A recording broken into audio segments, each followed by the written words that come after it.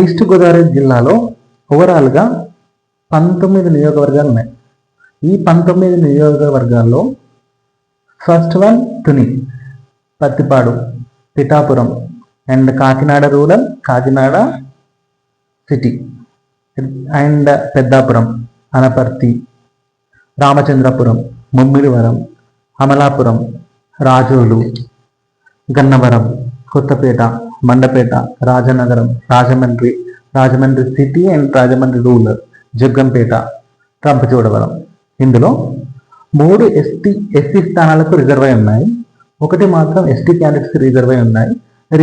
మిగతా అన్ని కూడా జనరల్ కేటగిరీలో ఉన్నాయి. సో ఇక్కడ ఓవరాల్గా 19 స్థానాలు ఉన్నాయి ఈస్ట్ గోదావరిలో. ఈస్ట్ గోదావరి విషయానికి వస్తే 19 స్థానాలకు రాబోయే రోజుల్లో కంప్లీట్గా యువత అప్లై చేసుకొని మంచి సమాజం కోసం